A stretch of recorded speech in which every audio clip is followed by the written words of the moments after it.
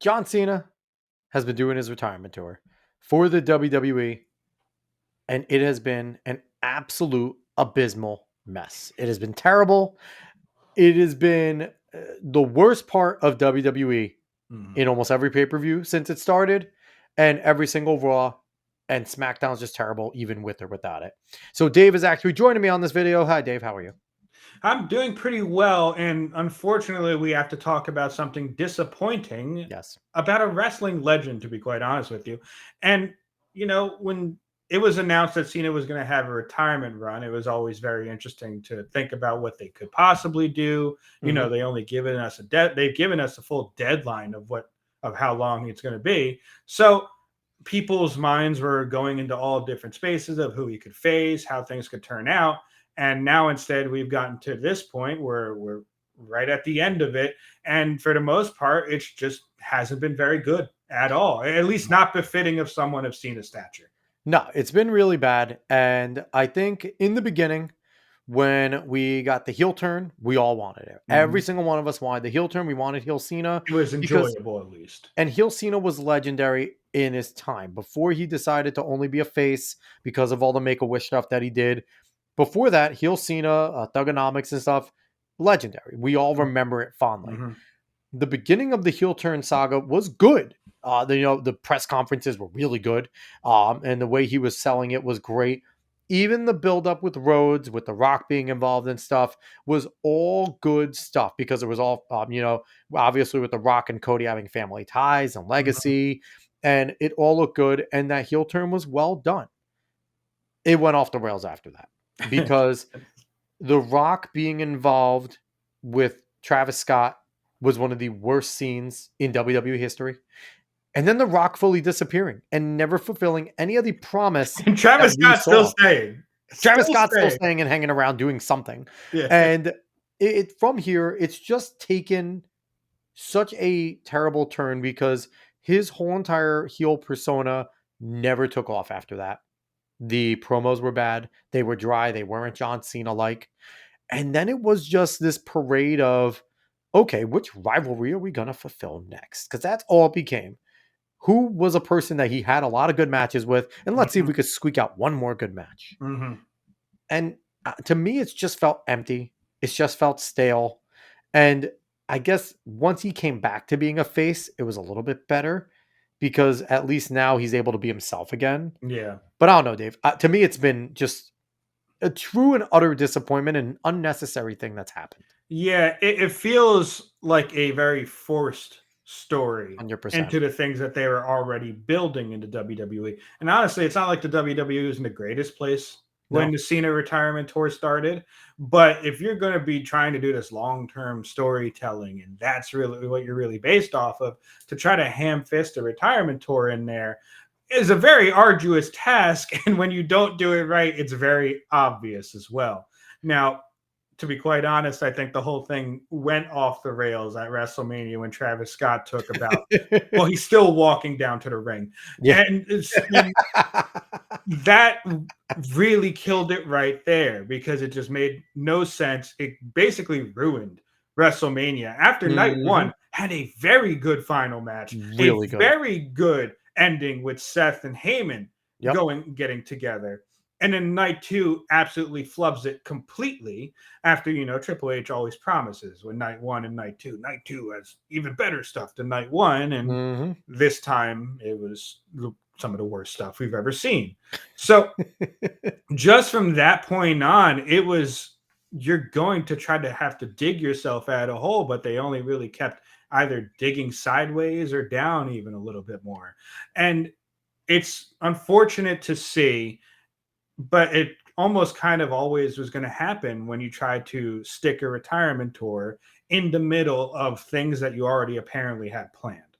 Yeah, and it's like everything from that point has felt empty to him recently winning the belt, the Intercontinental Champion, completing the Grand Slam, Hmm. taking it off of a young, promising talent like Dom Mysterio. Hmm.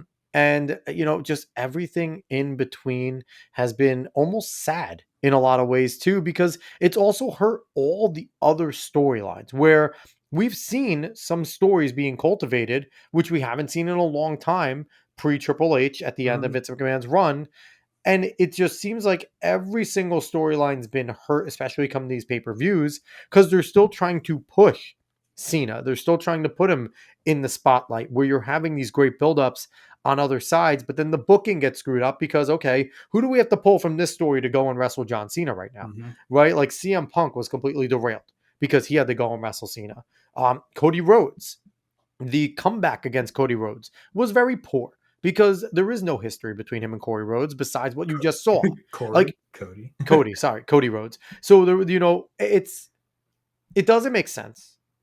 We talked about a little bit off before the video that his respect for AJ Styles, what he did for AJ with the intro, and especially being over in Japan when it happened, and everyone giving him a great tribute. Again, cool, but unnecessary and really stupid.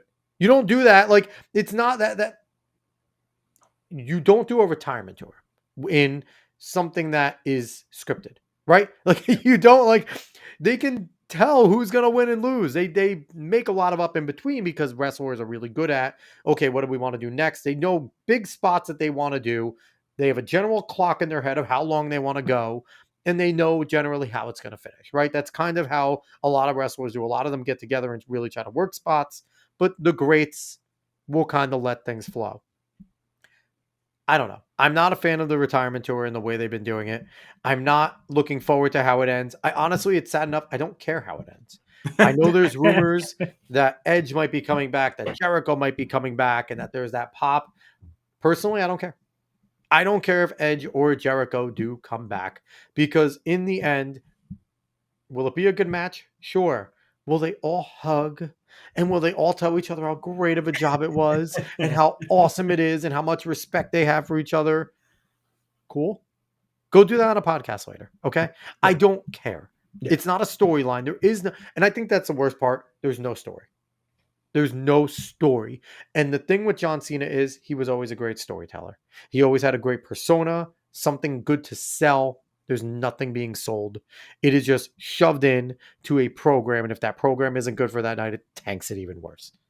Yeah. Not Yeah, no, it's interesting how this has gone, and I just don't know There's if no anyone's recovery. gonna care after the No. fact, to be quite honest with you. People are gonna be like, "Oh, yeah, John Cena, it was a lot of fun. Too bad about the retirement tour. It was kinda shit." It was cool seeing him out in all the different shirts and all the different merch he had for the retirement tour, but that may be about it, to be Yeah. quite honest with you.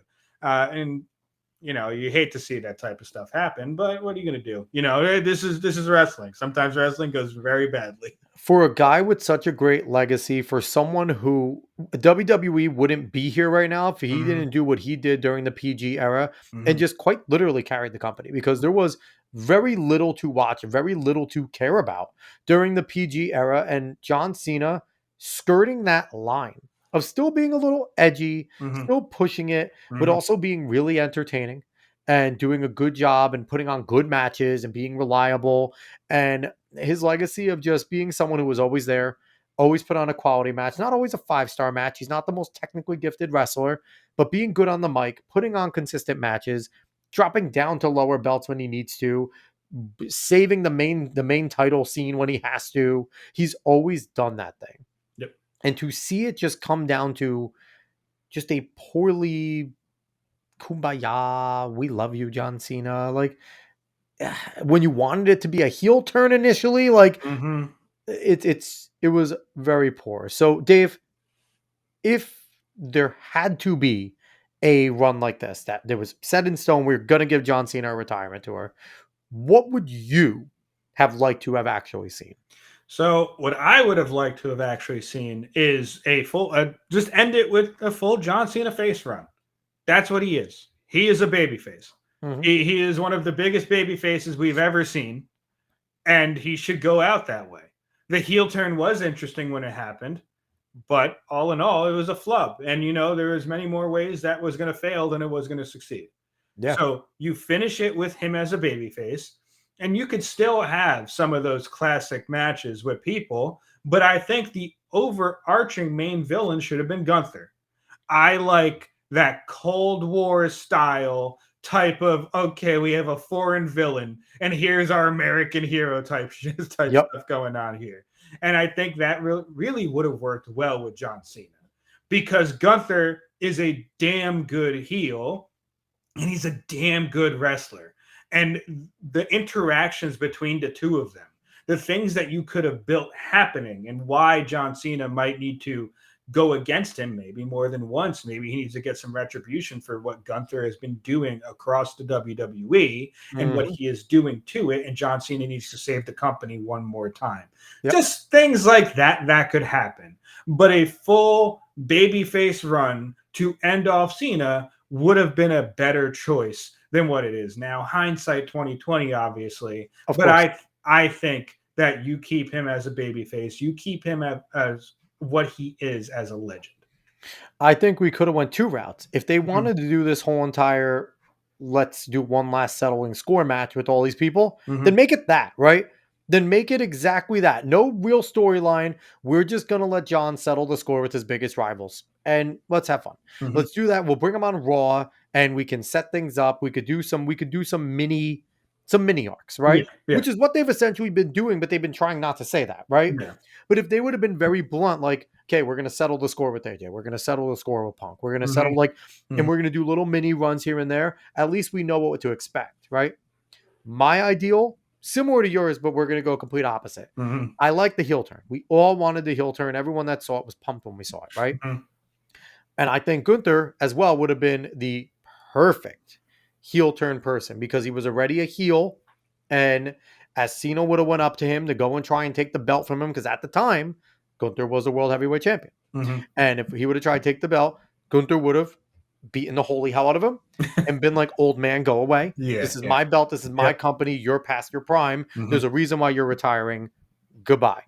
And then from that point, we could have had, and you could have kept John as a baby face up to that point, right? He Mhm. could have been a face going to Gunther. Okay, you're bad for our company. I'm here. I'm WWE. I'm America. You're not. I'm doing this for them. Salute everything. Ass beat. What do we do next? He's pissed. Cena's angry. Cena's done everything for the company, similar to what we saw, right? Yeah. But instead of having him go against all these top stars, have him squash all the promising young talent where they stand. Dominic Mysterio, destroyed, right? On a pay per view, dismantled. Chad Gable, done. I mean, just name your young Ron, talented star. Logan Ron. Paul, Braun Breaker, right? Mhm. Run through all these young talented people that we all see as next, and then let it culminate to then that rivalry with Cody Rhodes, right? Where Cody comes in and is like, you started when my dad was here. I Mhm. looked up to you when I came. Look what you become. And then what does John do? Beats the holy hell out of Cody and takes his belt. Two, climbing the ladder of unifying the belts against Gunther in his final match. And then becoming a face in the end again. Realizing this is my last final hill. I am WWE. Mhm. I'm now going to fully defend WWE because I've gotten my respect after what I've done. Mhm. And let it finish with that. And along the way, save SmackDown by having John Cena open up every single episode with an open challenge. And then let's get a surprise AJ Styles one week. Let's get a surprise CM Punk one week. Let's then bring in those old rivalries. Mhm. Have John beat them there. To me, that would have just been so much better. It would have been a fun storyline. You could have had him screaming about, I get no respect, these young kids. And it could have been like, Cena, the decision maker. I decide who rises, I Yep. decide who falls. Nothing in this company happens without me saying so. And to me, that would have just been a much, much better storyline. But we get what we got, Dave. So, Yeah. Yeah. And we got something that wasn't great, no, but terrible. at least there are some fun moments in it. So there's some things you could pick out that were fun, at least. And at least we got to see Dom wrestle him because I really like Yeah. Dominic Mysterio. So Dom's amazing. And, I truly think that because it's John Cena and because Tony Khan is a fan of wrestling, um, I do think that he will loan out Edge. I do think he will loan out Adam that'd be Copeland cool. because the thing is, Tony Khan loathes Vince McMahon. I don't think he hates Triple H. I don't think he's as much hatred. I think they're competitive, right? Yeah. But I think if Triple H called him and said, "Hey, I'm not taking Adam. Give me Adam for one night. Let me have him come out. I'll give him back, but we want to do this. I think Tony Khan's a fan of wrestling, and he will look at it and he'll say, "Sure, it's for John." I like John Cena because Mhm. he's made no bones that that's why he started AEW, because he loves wrestling so much and he Yeah. wanted to make himself an action figure. That's it. He wanted to be in a video game and action figure. It's what he wants to do. So I think he will loan out Edge. I think the final match will be at a minimum Edge Cena. We might see a triple threat with Jericho thrown in there because Mhm. the rumors have been Jericho's coming as well. And usually those rumors have been coming true. That's the one thing. Whenever you see a Cena rumor over this, someone's being really bad about keeping things quiet in WWE. They've all come true. So we'll see. I think that's what we get. I think it'll be a good match. I Yep. think they'll cry in the middle of the ring. I think think it's lame at the end over there. But at the same time, we will absolutely forget this whole year because it's been Yeah. awful. Yeah. And unfortunately, WWE will be better when this is all behind us and John Cena is done as a full-time wrestler. That's sad to say. Yeah. Yeah. But they need to go on to whatever they were trying to do in the first place. Yes, yes. So we appreciate everyone that's watched this video. If you've made it this far, thank you very much. Mhm. Make sure that you join us every single Wednesday night for our live stream, 9 p.m. Eastern. Um, every other week, Dave and I are together doing an interview with a new guest, some recurring, some coming back, some new. Mhm. And then the middle weeks, David is sending me a video to torture me because he hates me and I give a live reaction. Also putting out videos, trying to be every single day on the Yep. YouTube and the Rumble. So make sure you subscribe there and then go find us on the socials at the Alex Cuesta Show everywhere. So thank you very much for watching. We appreciate it. We will be back with another video soon. So long, y'all. So long.